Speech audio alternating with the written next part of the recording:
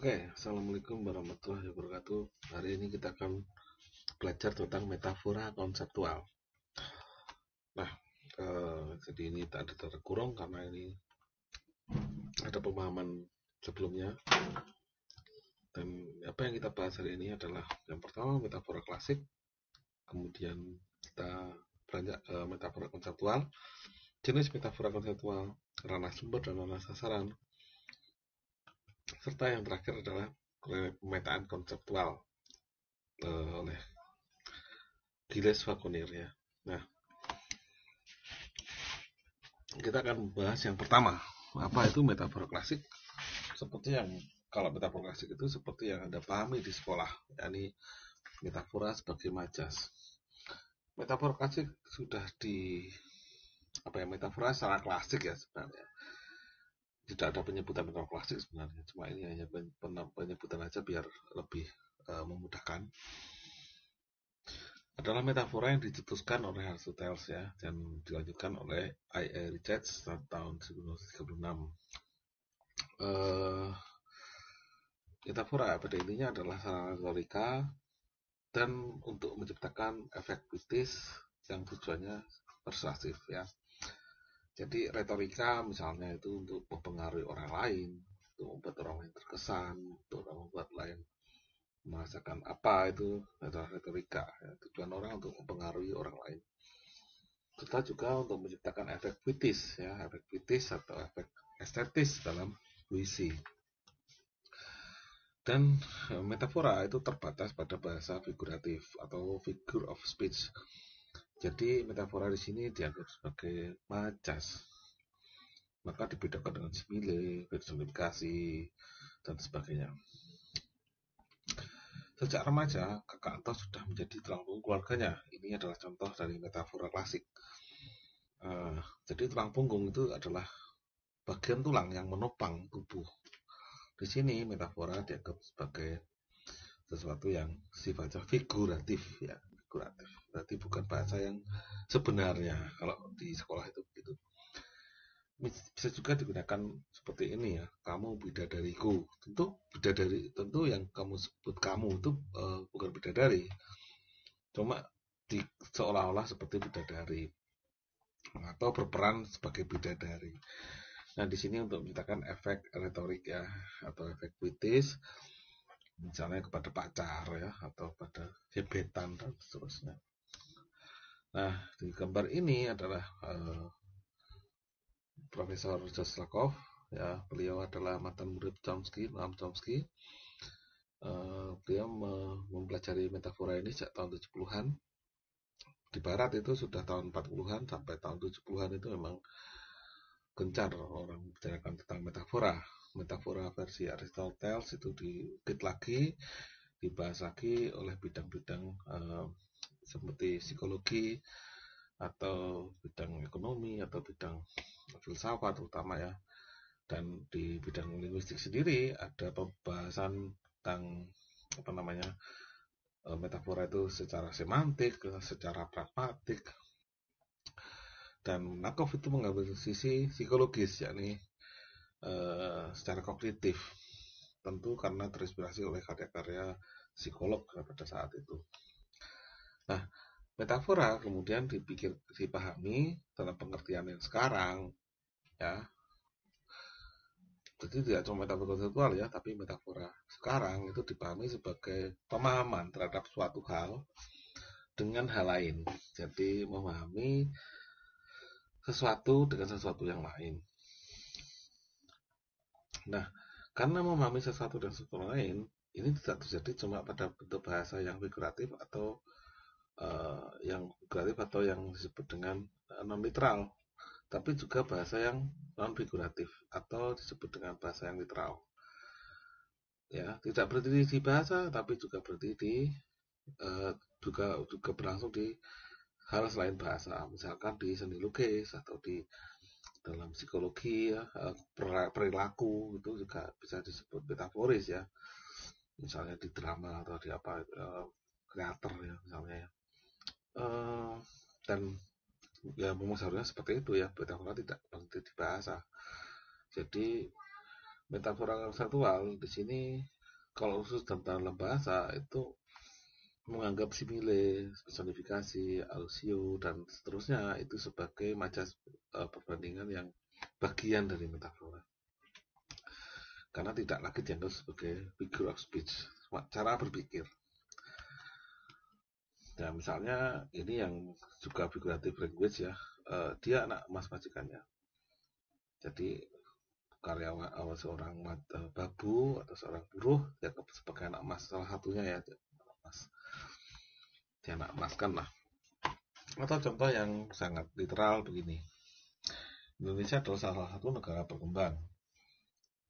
Kalau anak emas kan bisa diganti dengan yang lain ya, misalnya diganti dengan dia diistimewakan majikannya kan bisa. Tapi kalau di sini sulit untuk digantikan yang lain.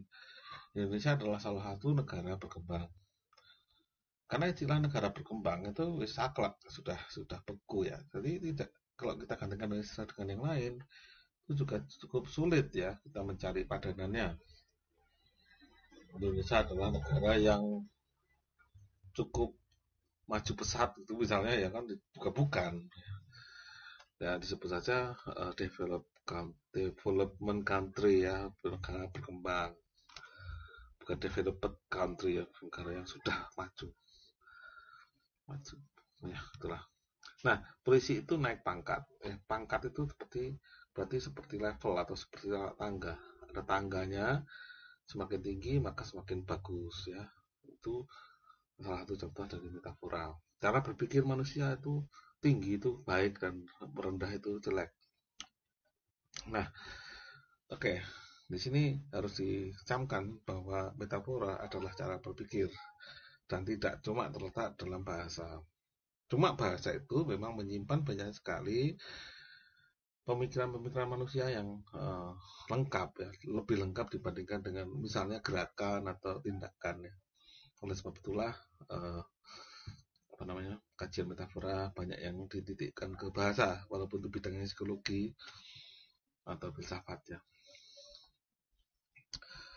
Ini contoh yang terakhir adalah waktu adalah uang. Di sini waktu dipikirkan seperti uang ya, saking berharganya waktu dianggap sebagai uang, bisa disimpan, diinvestasikan, bisa diluangkan, bisa nggak waktu itu diatur ya, seperti uang diatur, itu juga diatur bisa. Kayak jenisnya metafora konseptual ada 3. Yang pertama metafora struktural, kemudian metafora orientasional, dan yang ketiga adalah metafora logis. Struktural harus kita pahami seperti ini ya. Metafora struktural adalah metafora yang secara sistematis dapat memahami satu konsep kompleks yang abstrak biasanya ditampilkan dalam istilah-istilah yang lebih konkret ya. Jadi ada di sini ada contohnya, ada gambar uang dan ada ide ya. Ya, tapi ini sebagai kronologi bahwa ada perbandingan di sini ya. Ini dibandingkan dengan ini. Nah, saya ambil contoh yang lebih sederhana lagi, yakni sepak bola adalah perang. Kalau kita penggemar bola atau Anda menyaksikan pertandingan sepak bola atau event-event olahraga yang mempertandingkan satu sama lain, bukan lomba ya, tapi mempertandingkan satu dengan yang lain, maka yang muncul adalah sesuatu itu seperti perang, badminton, basket, atau volley, itu seperti perang. Contohnya seperti ini, pasukan muda setan merah siap menghadapi musuh depan tanpa senjata andalan mereka, Ronaldo. Pasukan dan senjata ini istilah-istilah yang digunakan awalnya itu dalam perang, tapi seringkali digunakan sekarang di media massa. Fabregas dulu jenderal lapangan tengah Arsenal. Jadi Fabregas dipikirkan seperti pemimpin yang memimpin sektor tengah ya. Dalam skema permainan bola itu kan ada polanya, ada satu tim punya pola dan polanya pemain tengah, depan, belakang. Nah, tengah itu adalah yang dikuasai oleh Fabregas. Yang mengatur itu namanya Fabregas. Kehadiran Koundé, nama orang ini ya, memperkuat lini pertahanan Barcelona. Jadi lini pertahanan itu istilah yang digunakan umumnya untuk perang, tapi digunakan sekarang untuk sepak bola. Meskipun menunggak gaji Frank de Jong, Barcelona menambah ketajaman lini serangnya dengan kehadiran Lewandowski, kurang lebih ya. Jadi lini serang itu juga ketajaman itu juga bisa digunakan untuk perang. Meskipun sudah berusia 37, Ronaldo tetap menebar teror lawan-lawannya. Jadi menebar teror itu kan biasanya digunakan untuk istilah-istilah peperangan. Misalnya sekarang Ukraina dengan Rusia ya, Rusia menebar teror dengan ancaman senjata nuklir misalnya ya. Kan intinya teror itu adalah yang menakutkan. Nah, dalam metafora seperti itu, contohnya sebuah perang, maka kita perlu memetakan ada dua ranah, yakni ranah sumber dan ranah sasaran. Disebut dengan source domain ya, ranah sumber, dan ranah sasaran target domain. Jadi di sini maksudnya adalah sepak bola dipikirkan dengan perang, ya, dipikirkan seperti perang. Nah, perang itu berarti sumbernya, sasarannya adalah sepak bola. Jadi perang itu di sini, ya, perang itu di sumber, sepak bola itu sasarannya. Mengapa kok demikian? Karena istilah-istilah yang di dalam perang itu digunakan untuk sepak bola. Jadi tidak sebaliknya, ya. Kalau dibalik malah salah. Misalnya mau ngoper bola ke sana sini, oper itu kalau dalam perang apa ya? Itu kan jadi salah. Nah, tidak ada di sini ya. Jadi karena ini tidak bisa dibalik ya. Bola adalah perang itu tidak bisa dibalik, perang adalah sepak bola. Tapi secara sistem ya, istilah-istilah yang umumnya digunakan ya, digunakan dalam perang, secara sistematis digunakan juga dalam sepak bola. Ini contohnya ya. Ini adalah pemetaan yang mengadopsi Gilles Falconer ya, tapi yang sederhana banget. Ini sama dengan ya, sama panjang, saya panjangkan. Ini yang sama, kan perang dan sepak bola sama-sama dilakukan manusia. Dan dalam perang maupun sepak bola ada perang dan ada kalah. Nah, pasukan itu diibaratkan atau dipikirkan seperti pemain. Jadi pasukan itu digunakan untuk pemain. Pasukan MU, pasukan Arsenal, pasukan Chelsea, pasukan Manchester City, pasukan PSG. Jenderal pun sama ya, jenderal kebijakan untuk Kementerian Pertahanan, Angkatan Darat, Angkatan Laut, Angkatan Udara itu dipikirkan untuk memikirkan sepak bola. Seolah-olah dalam kelompok tim sepak bola itu ada sosok pemimpin ya, jenderal yang memimpin di tengah lapangan itu ya. Nah, terus pelatih itu jadi apanya? Ya jadi pelatih saja. Nah, dalam sepak bola itu kadang-kadang pelatih itu tidak terlalu dipikirkan, dianggap sebagai juru taktik ya. Meracik strategi ya, dan terusnya. Tapi tidak dianggap jenderal ya. Kemudian ada pertahanan, itu yang dimaksud pertahanan adalah para pemain yang bertugas merebut bola atau back ya. Back itu belakang. Letaknya di belakang. Lini serang adalah para pemain yang berada di posisi depan. Teror itu artinya adalah pemain yang berpeluang atau keadaan yang berpeluang terjadinya gol. Kalau meneror gawang lawan berarti pemain itu berpeluang mencetak gol ke gawang lawan. Nah, ini kan yang disebut dengan blending atau pembauran. Jadi dalam ranah sumber ini juga sama, tapi dipikirkan seperti halnya sumber. Ya, ranah sasaran itu dipikirkan sebagaimana sumber. Ini terus saya nggak pakai mouse jadi nggak susah. Sedangkan membunuh lawan jelas-jelas tidak sama dengan mencetak gol. Membunuh lawannya mati, nggak bisa gerak. Gol lawannya masih bisa mencetak balasan.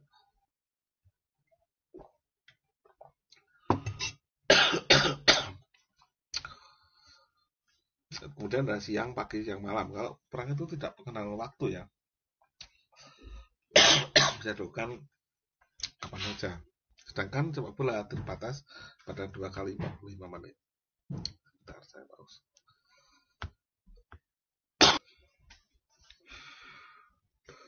Lanjut. Ini adalah bagaimana manusia itu memikirkan sepak bola seperti halnya perang. Maka istilah-istilahnya pun juga banyak yang dipinjam. Istilah perang. Lanjut ya.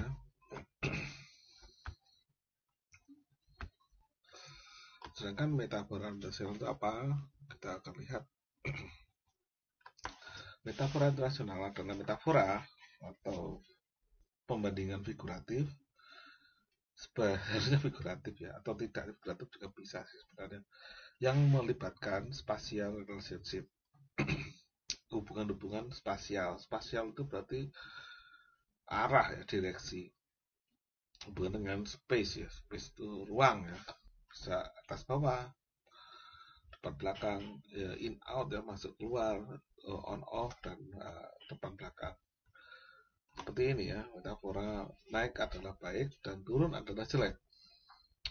Saya gunakan aja sama dengan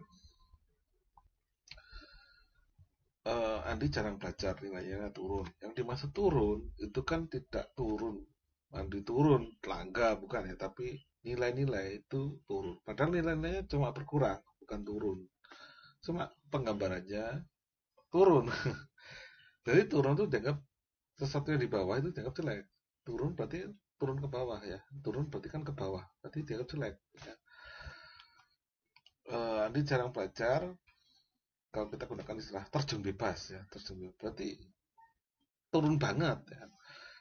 Turun terjun, namanya terjun itu berarti kan dari atas banget terus turun sekali ya, turun banget ya, jadi terjun bebas. Nah ini juga metaforis karena penganggap bahwa turun itu adalah jelek. IPK Budi meningkat tajam dari 3,4 menjadi 3,7 karena IP Budi semester ini 4. Jadi meningkat tajam itu berarti kan ke atas ya. Tajam itu berarti kalau dikurvakan apa digambarkan secara garis imajiner itu tajam, naiknya itu deras apa ya, sangat curam ya. Naik curam itu gimana ya.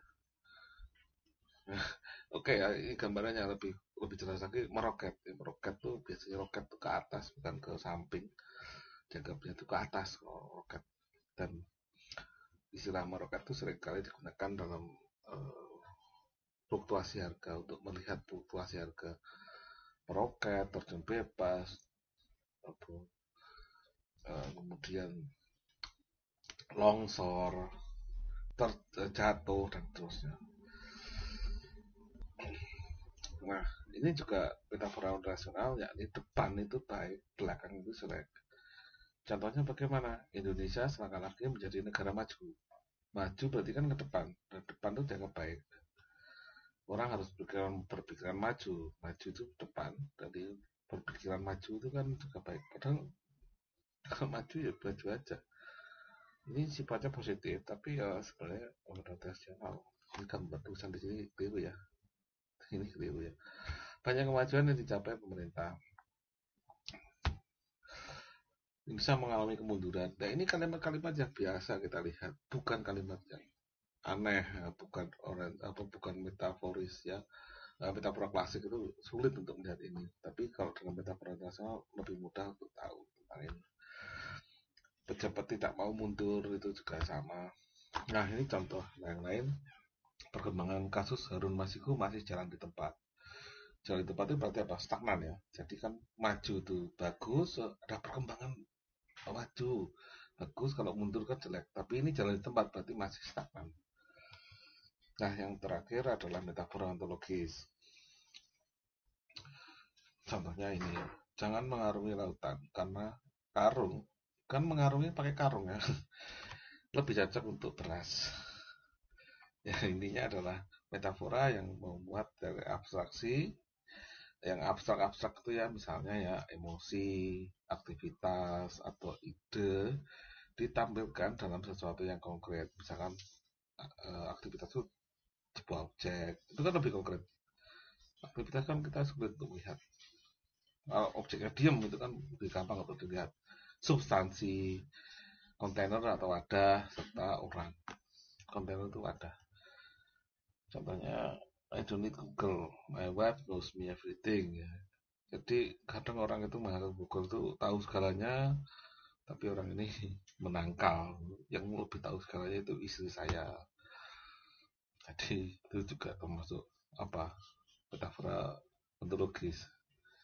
Bukan ya, nggak bercanda aja, cuma untuk bercandaan. Itu asosiatif ya. Nggak berlucunya itu karena asosiasinya. Hatiku hancur melihatmu dengannya. Nah, hatiku hancur ini kan maknanya sebenarnya adalah kesedihan atau kemarahan. Jadi hati tidak benar-benar hancur, cuma diibaratkan ya, dipikirkan seperti hati itu, hatinya dia itu hancur. Cinta anak sepanjang kalah, cinta ibu sepanjang zaman. Ya, ini masalah panjang dan pendek. Jadi kalau yang panjang itu dianggap baik dan yang pendek dianggap jelek. Ya, panjang kalah, kalahnya itu panjang, tapi di sini kan tidak terstruktur ya, tidak tersistem seperti orientasional ya, atau apa namanya, struktural. Nah di sini sifatnya apa ya, eh, sekenanya ya, sekenanya. Galah itu kan tidak dipikirkan seperti ibu dan cinta ya, cinta itu galah atau jalan ya, zaman. Tidak dipikirkan seperti itu cuma sekenanya aja, bahwa yang pendek itu galah, zaman itu dianggap panjang. Jadi cerita anak sepanjang galah cuma pendek seperti tongkat, ibu itu jauh sekali. Nah ini contoh yang lain, RUPS memutuskan dividen tidak diberikan tahun ini. Memutuskan ini juga unik sebenarnya ya, karena ada putus cinta, ada keputusan. Keputusan itu apa tuh? Kan kalau kita pikirkan putus itu kan kaitannya dengan tali. Nah kalau hubungan cinta kan satu orang dengan orang lain ada talinya gitu ya, seperti orang Cina itu kalau ibaratnya itu kalau pasangan pengantin baru itu kakinya diikat ya kan, kalau nggak salah saya pernah nonton film, kakinya diikat satu dengan pasangannya. Nah itu diputus talinya. Nah ini kan unik, keputusan ini kan unik, memutuskan itu karena sebenarnya berarti apa ya, berarti kan sesuatu yang putus itu berarti sesuatu yang mengganjal, terus kemudian dianggap sebagai jireti ya, jiret membuat rumit ya, terus udahlah diputus saja. Jadi seolah-olah itu benang kusut ya, terus diputus saja ya. Itu kan sifatnya ontologis. Nah, kemudian ada dia anak jagoan kampung sebelah. Bicara jagoan, kita tentu harus berpikir tentang jago. Jago itu apa? Jago adalah gambaran untuk hewan yang bernama ayam laki-laki, ayam jantan laki-laki. Ayam jantan itu jago, disebut jago karena hewan lain tidak bisa disebut jago. Kerbau jantan laki dewasa tidak bisa disebut jago, atau bebek lah yang dekat dengan ayam, bebek jantan dewasa tidak disebut dengan jago. Bebek jago itu kan nggak ada, bebek jantan maksimal. Khas jago itu adalah ayam. Nah jadi mungkin kaitannya dengan kesukaan orang Indonesia terhadap adu ayam ya, adu jago itu ya, bukan adu ayam sebenarnya, adu jago, karena yang diadu ayam jago, bukan ayam jantan yang diadu, bukan ayam betina. Dan ini yang kemudian digunakan sebagai metafora bahwa jago itu keandalan atau uh, gacauan lah, bahasa gampangnya gacauan, diandalkan yang menangan, berkuasa, atau yang paling dominan di kelompoknya, jagoan itu namanya ya. Dan ini sebenarnya metaforis ya. Contoh lain adalah artis itu tersandung kasus narkoba. Jadi kasus itu seperti batu atau seperti sesuatu yang merintangi sehingga membuat orang terjatuh. Ya, jadi ini sifatnya juga ontologis karena nggak bisa digunakan untuk semua hal ya. Sandung. Kalau polisi ada kasus ya malah seneng ya. Maksudnya kalau nggak di kasus dia sendiri yang dikasuskan. Jangan pernah menjadikan tempat kerjamu itu cuma sebagai batu loncatan. Tentu antara tempat kerja dengan batu itu kan tidak bisa distrukturalkan, tidak sistematis. Kalau batu disusun jadi tinggi kan enggak, itu kan juga sulit ya. Ini intinya adalah ontologi, sesuatu yang abstrak. Aktivitas kerja itu kan abstrak, lebih abstrak ya kerja itu. Dibandingkan dengan batu itu kan lebih konkret ya. Saya tidak mengatakan kerja itu sangat abstrak atau abstrak aja. Jadi abstrak itu ada tingkatannya, ada yang sangat abstrak, ada yang abstrak aja, dan ada yang konkret dan sangat konkret atau paling konkret. Contoh yang lain adalah saya selalu menjaga integritas. Itu yang bisa dijaga secara kasat mata itu adalah apa namanya, orang, benda, hewan itu bisa dijaga. Menjaga dengan apa? Oh, dengan kuping, dengan mata, dengan indera perasa, apa seperti itu. Tapi kan tidak bisa kita jaga dengan apa ya, sesuatu. Nah ini sifatnya sangat abstrak. Integritas itu sesuatu yang abstrak. Maka menjaga integritas, menjaga itu sesuatu yang konkret. Jadi integritas itu dipikirkan seperti benda yang atau sesuatu yang lebih konkret karena bisa dijaga. Nah, saya hanya mau mengatakan bahwa metafora sebenarnya ada di mana-mana. Di semua kalimat yang ada kuning dan jingganya ini adalah metafora. Pembangunan di bidang pendidikan tentu bangunan pendidikan bukanlah bangunan. Suatu proses yang memegang peranan penting, yang peranan sangat penting. Jadi proses itu bisa memegang kan pakai tangan ya. Jadi bagaimana mungkin proses itu kan sesuatu yang abstrak. Entah apa. Oh, proses pembangunan. Oke. Pembangunan itu kalau dianggap konkret ya, bangun benda, kebangunan atau membangun gubuk atau membangun apa. Memegang, gimana caranya? Memegang skop ya, memegang pacul ya. Peranan penting, yang penting. Peranan, berarti kan berperan. Peranan kan berarti peran. Peran itu berarti kan ya seperti drama itu ada yang berperan. Orang jahat, ada orang baik.